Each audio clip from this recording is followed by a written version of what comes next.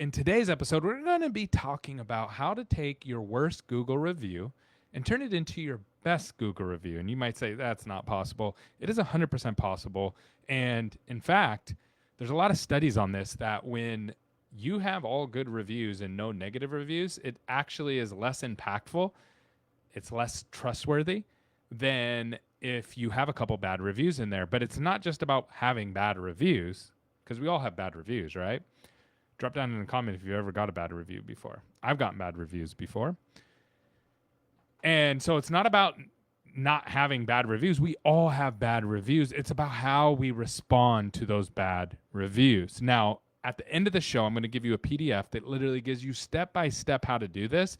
It's so easy to do that you could literally give this PDF to your team and they could do it for you, okay?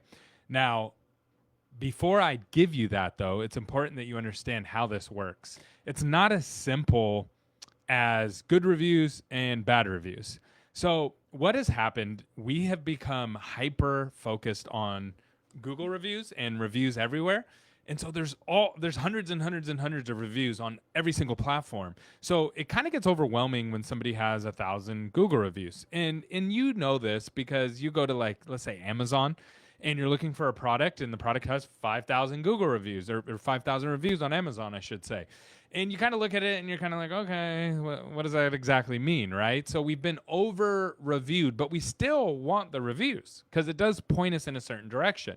So what happens when you go to Amazon and there is too many reviews? How do you quickly sort through them and figure out if it's the right company for you? The easiest way to do this, and this is what people do, and you've done it before as well, is you go and look at the negative reviews and see how they were handled. Okay, so you go down to the negative reviews, and if someone has hundreds of negative reviews and no one's ever responded to them, no one ever dealt with them, that is an instant red flag. And on the flip side, if someone has responded to them and responded to them in a way that makes you build trust, you're going to trust that business more. Okay, and there's a specific way that we do this in dental. Now, I know what you're thinking. You're going to think, well, no, the person that left a review, they're crazy and they are lying about me and et cetera, et cetera. This is even the wrong business. It doesn't matter. This doesn't matter. You have to be able to remove your emotion from this. And it's hard. When somebody leaves a bad review about me, it's hard not to get emotional about it. But if you're going to be effective at this strategy, you have to remove your emotions from it. Very, very important, okay? So first step is get your emotions out of it. So now we got this bad review. What are we going to do with it? Well, thousands of people are going to go read that review. And they're going to see that this person is crazy or that they're potentially lying or whatever it may be. And they're not so interested in just what that person says. They're more interested in how you deal with that person's problem. So let's just assume that the person leaving the bad review is crazy and they're lying. Okay? That's okay. This strategy still works. Okay? So the first thing that you're going to want to do is you want to acknowledge the situation, okay? So it's going to go something like this. Hey, we're sorry to hear about the less than satisfactory experience that you just had. That's it. We apologize for any inconvenience you may have faced. And those things can be true even if it's a psycho person and none of what they're saying is true, or even if they got it on the wrong business. Hey, it stinks that they weren't satisfied, and it stinks that it was an inconvenience to them, right? So we acknowledge and we apologize. Okay, that's the first step. Then from there, we want to express empathy. We understand that your experience fell short. We realize that your expectations weren't met. Again, these are vague statements, right? These are not like exact, like that you're going to get in trouble for HIPAA or anything like that. These are vague statements that are true generally. Even if someone goes to a business and doesn't have a good experience, even at another person's business, these things are still true, okay? So number one, we acknowledge. Number two, we express empathy. And again, if you want the exact scripting on this, just comment down below, and I will get you all of the scripting, all the PDF with all the scripting, okay? All right, so next, offer a solution. Thank you for bringing this to our attention. We'd like to make things right. Please contact our office, and we'll do the best to address this and get this right.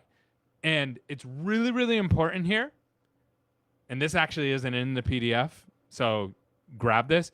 You have to put the person's name and phone number they should reach out to.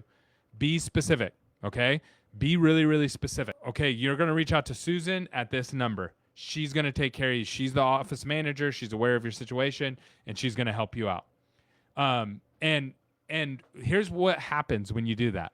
And I know what you're thinking. Again, you're thinking, Gary, I don't want these people coming back into my office. Don't worry. After they've just got done ripping you, they're not coming back into your office. They're not going to come back in. They're not even going to respond. You just simply say, hey, we want to make it right. Please reach out to us, and we'll get this right as soon as possible. Once you do that, then all the other people who go and read all of your positive reviews, and then they go look at your negative reviews, what they're going to do is they're going to read this and they're going to go, oh, if I have a problem, they're going to offer me a solution, they're going to give me a person to contact, and they're going to make it right. And now what you've also done, just in case something goes south, they're not going to go rip you on Google. They're going to call your office and say, hey, I didn't have a satisfactory experience. Can you make this right?